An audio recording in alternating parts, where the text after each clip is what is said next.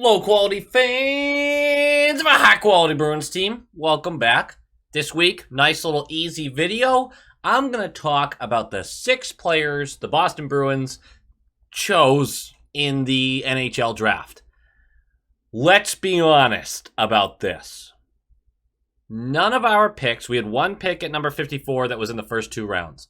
The next pick was 117, and obviously the rest after it were even farther down.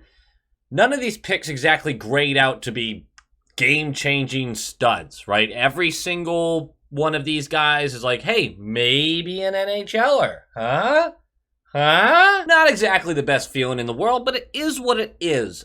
I want to talk about these guys a little bit because I feel like a lot of people saw the names and maybe don't know anything about them at all. So I'm going to do quick little blips about each guy. I'm not going to get so drowned out in grading them or putting my spin on what each player really is like, because grading draft picks seems silly. I mean, you could talk about how, wow, they went way off the board. That's an F, whatever. But in the NHL particularly, we really don't know what we're getting with these guys, and especially when they're after pick 22. Fuck, after pick 8 a lot of times. It's hard to tell. Also, I'm not a professional scout. I just want to talk to you guys about, I went through a bunch of articles, read a bunch of different people's takes, went through a bunch of different scouting reports, so I could do quick little blurbs on each of these guys, so at least you kind of know what their game resembles and what people are saying they might be able to be. That's kind of what we're doing here. I'm not looking to tell you what was and wasn't a good pick, because I wouldn't know. I wouldn't. I'm just going to be honest with you. Honesty. It's a decent policy. Not the best policy. Not the best policy, but it's decent. But let's jump right into it. And we did choose the position that we need the most right out of the gate, and then chose a couple more guys that were the same position in a row. Wait, how many in a row did we do? 3? Excellent. So, Matthew POITRAS. Also, pronunciation. Come on, man. I'm doing my best over here. He's a right shot center. He's just listed as a forward as far as these guys get drafted as forward, defenseman, goalie. They don't really specify, because a lot of guys who get drafted are centers and end up on the wings. Studnicka might be the next one for the Bruins to do this. Look, born in 2004, young guy, 5'11", 177 pounds. It's a center with upside. Chosen at number 54. Here's what kind of bothers me about the social media response, which is a lot of people jumped on Twitter and went, he was graded to go higher. Yeah. By 2 different scouting reports, he was graded to be in the late 40s or earlier 50s. And then by about 8 other scouting reports that I saw, he was graded to be way back, 70s, 80s. So let's calm that down a little bit. But this isn't a bad choice, I don't think. That, with a lot of people saying he might be a 3rd-round pick, along with him not even being the best center on his team who was still available in Zilich. I don't know if I'm saying that right. That is what's frustrating some people about this, but he is considered the most energetic guy in the draft, which is an interesting way to sell him.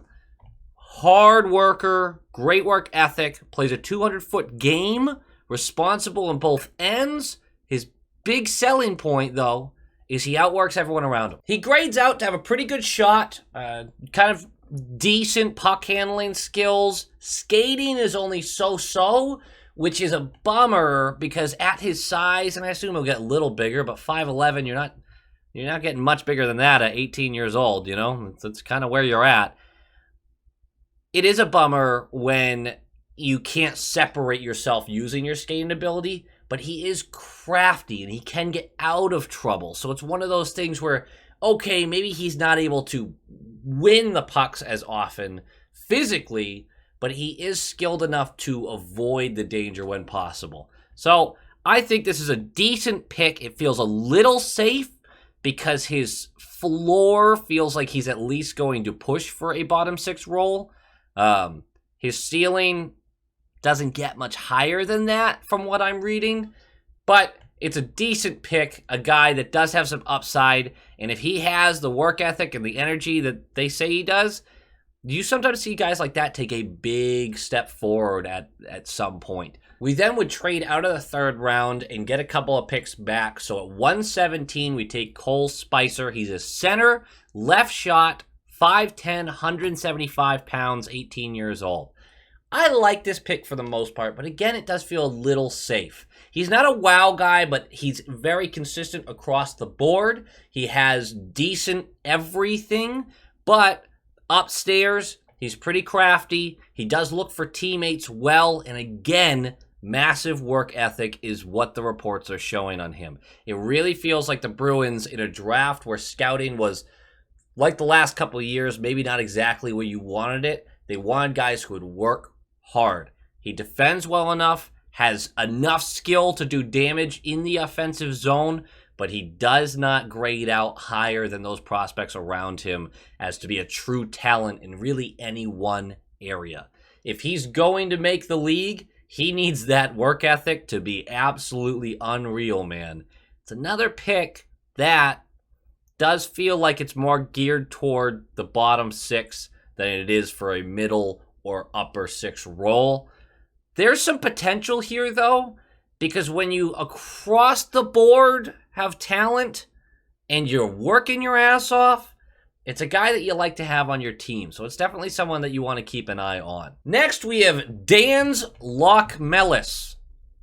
So my friend Tia sent me the pronunciation for this, and I can't even repeat what she said. So I wanted to say it in the most aggravating way for her.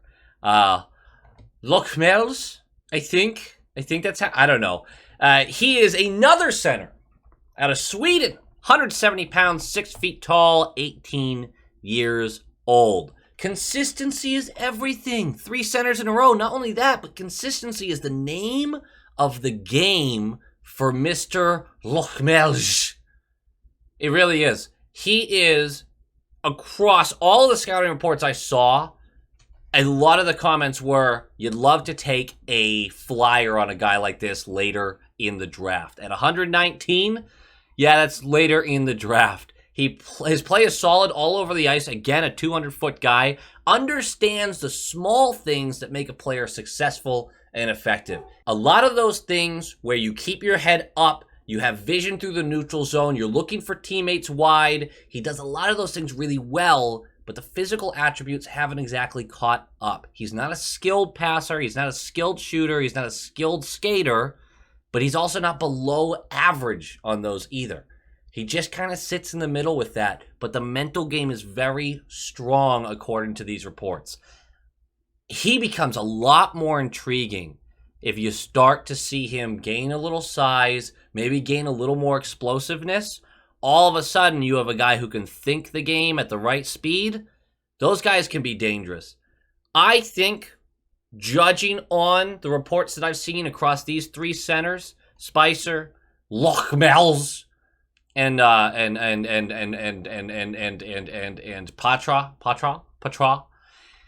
Across these 3 guys, I actually like the guy I can't pronounce best, because I think he thinks the game so well that that's the one you really want to keep an eye on. 132 overall, FREDERIC BRUNET. It's probably FREDERIC BRUNET. Again, I'm not really going to care about pronunciation too badly right now. It's one of those things where you heard the name of the draft and you can't really, it just doesn't stick yet. He's a left shot defenseman. Grades out pretty well as an offensive guy. So when Ashawn ages out, we'll have a new, hey, he's the next crude guy. So thank God for that. But he focuses way too much on offense, man. He is not good in his own zone. But boy, does this guy like to create chances. It's one of his greatest assets. And all, you can't even see Velma, but she's doing her thing. One of his greatest assets, but it's also probably one of his greatest weaknesses. Because the reports I've seen have him so excited to create offense that it's sometimes going to go back the other way, and he's a defenseman, which means there's at best a goalie and one other guy trying to defend. But he does have a lot of skill here to get the puck towards the net. So we're going to call this one a boom or bust. This guy works out, he's going to be a great asset on that blue line. If he doesn't, Well, he was 132nd overall. What do you want from us? At 183 overall, we have REID DYCK with a Y. We have Dick and Boosie in our goaltending prospect pool. Excellent. He's got a good size. Scouts like what's between the ears. He's pretty solid. In fact, I'd say he's somewhat advanced when it comes to catching pucks up high. Problem is, his movement's not great. He gets beat by cross-crease kind of stuff too often. He gets beat by quick skaters too often. He had pretty horrible numbers this past season, but had a really nice showcase before the draft. You take that for what it's worth, you know? To me, he's way more of a project than a real prospect right now, but that's goaltending, baby. We might hear his name in 4 years. That's fine. Whatever. And at number 200, Jackson Edward. No relation. Left-handed defenseman, 194 pounds, 6'2", 18 years old. He's only going to get bigger. He's a psychopath. Almost every scouting report I read on this guy, and I watched a couple videos, they used the word violent.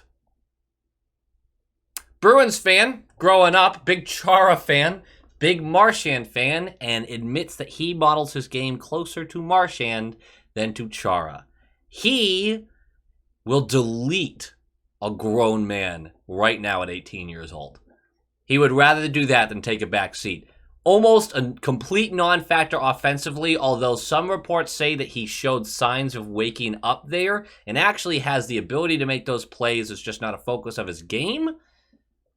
That's really all you need to know about him. It's probably going to be a miracle if he makes the NHL. 200th overall, left-handed defenseman that focuses on physical. Maybe not exactly the modern game kind of guy.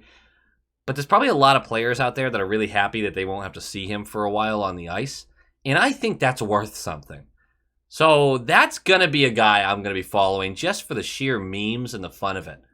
He's skillful. They say he's skillful. They say he's creative, but he focuses way more on demolishing people than actually focusing on the play, and that does go for defensive zone too. There are reports having him be more involved physically in the defensive zone than actually paying attention to the scoring chances around him that he's leaving open because he wanted to go absolutely demolish somebody.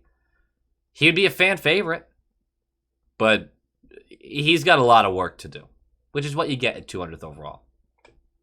All in all, I like the draft. We didn't have really great selections as far as high up in the draft. We knew that going into it. I feel okay. I feel okay about it. This next season is way more about what's currently, in the system. These guys, this is the kind of draft where if we get two of these guys to be real NHLers, it is going to play a massive role 3 years down the road when we're rebuilding up.